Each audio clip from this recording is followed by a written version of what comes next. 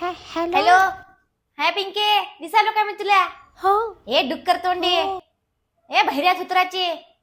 अगं बोल हा. की. बोल.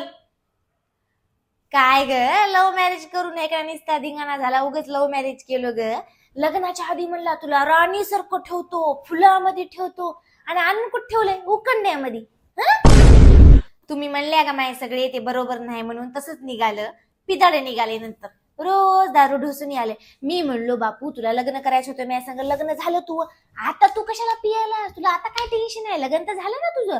तरी म्हणाले नाही मला कामाचं टेन्शन आहे. आता कामाचं टेन्शन असलं दारू पिल्यानं मग मी तर कामाचं रोज टेन्शन येते, मग मी रोज पिऊनच झुलत राहू मी तर. मग हो ग माय, लय हाल बेकार झाली, खायचे वांदे झाले बघ. उगच लव्ह मॅरेज करून फसलो मी.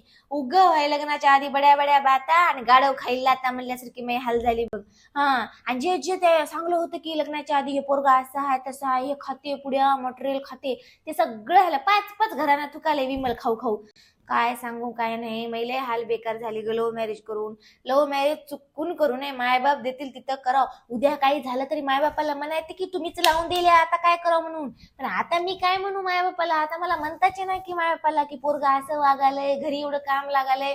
सासू म्हणाली होय ग कर की का, तेव्हा मनानं करतोय बरं, तुला आहे की नाही जोश होता, आता कामाला काय झालं अशी म्हणाली. म्हणाली वहिनी तुमचं तवा लय उतू जावला प्रेम, आता करा की काम, आता करा की.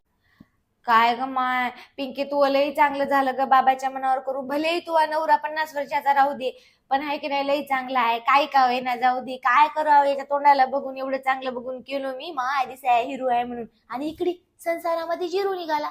काहीच नाही मग हाल. मी बघ की गो किती मॉडर्न होतो कॉलेजमध्ये, आता कशी झालो आंटी. लय काय सांगू नको, मी लई जिंदगी बरोबर झाली.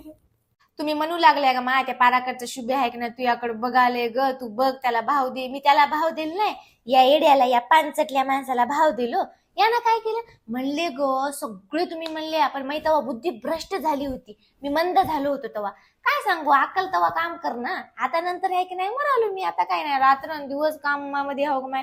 सकाळी 5ला उठावं लागते तर रात्री झोपायला 11 वाजतात, भांडे घासून एवढी सगळे अख्या खानदानीचे टप्पर घासून. हो ग तू लई चांगलं झालं बाई. तुम्ही मुंबईला राहता ग, आम्ही गावात राहता. गावात याचे घराने त्याचे घराने. मै सासू ऐकून येते म्हणते बघ फलाण्याची सून सकाळी 7ला सकाळी शेताला चली म्हणून. आता मी निंदायला जाऊ काय ग? मला निंदायला येते का? नाही ग, पण लग्नाच्या आधी आहे की नाही असं नव्हतं. लग्नाच्या आधी, लग्न झाल्याच्या नंतर मायनं बहिणीनं याचे कान भरले तर आता माझ्या विरोधातच आहे अक्कड. मी काही म्हणू विरोधात, काही म्हणू डायरेक्ट झापड आहे. नाही नाही नाही, बरं झालं ग बाई, तू आहे की नाही बाबा आई बाबाच्या मनावर केलीस ते. कोण्या पोरीने आई बाबाच्या मनावर लग्न करावं तरच सुख आहे तिचं. या लव्ह मॅरेज मध्ये काहीच पडलं नाही. उग होय तवा वाटते असा संसार किचन मधल्यावर असं करू तसं करू, आणि लग्न झाल्यावर कळते की खरी अवकात का आहे ती. मग भीक मागून खायची येळ येते. त्याच्यामुळं कोणी झालं तरी मायबापाच्या मनावर लग्न करावं, नंतर अशी माझ्यासारखी लढायची येळ येणार.